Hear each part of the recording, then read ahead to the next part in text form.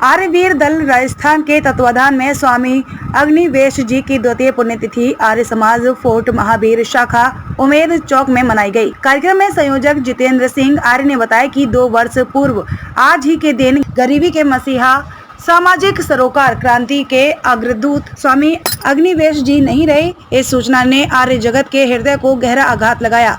आर्य समाज की ज्वलंत अग्नि का सूर्य अस्त हुआ।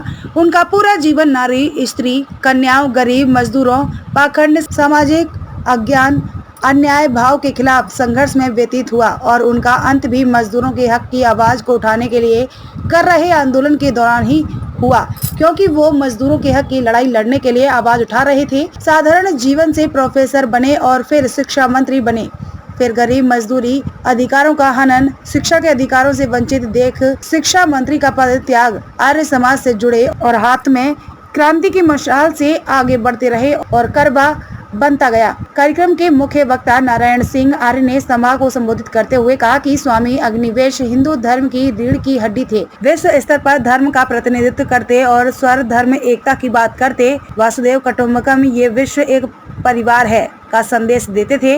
विश्व की प्रत्येक भाषा के जानकार थे। तेवराना में कई गई सती के खिलाफ यज्ञ आंदोलन किया। कन्याओं की कम होती संख्या पर आवाज उठाते हुए कन्या भ्रूण हत्या के खिलाफ आवाज उठाई। जातिवाद के पिछड़े लोगों को समानता का अधिकार दिलाने के लिए हरिजनों का मंदिर प्रवेश कराकर समानता का अधिकार दिलाया। हिंदी अनिवार्यता के लिए आंदोलन किया।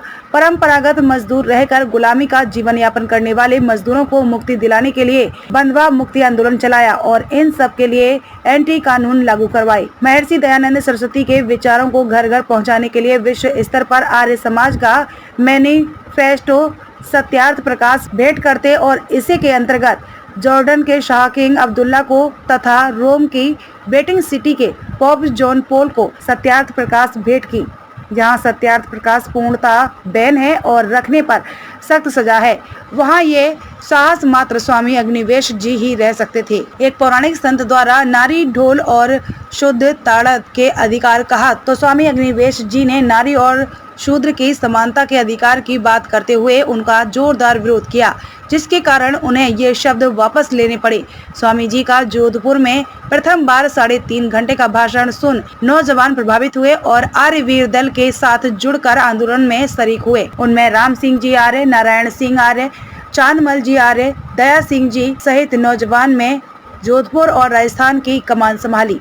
इस प्रकार स्वामी अग्निवेश जी क्रांतिकारी सन्यासी के रूप में सुधारवादी, त्यागमूर्ति, गरीबों, मजदूरों के हमदर्द और मृदुभाषी व्यक्तित्व कर धनी और समाज जागृति क्रांति के अग्रदूत थे।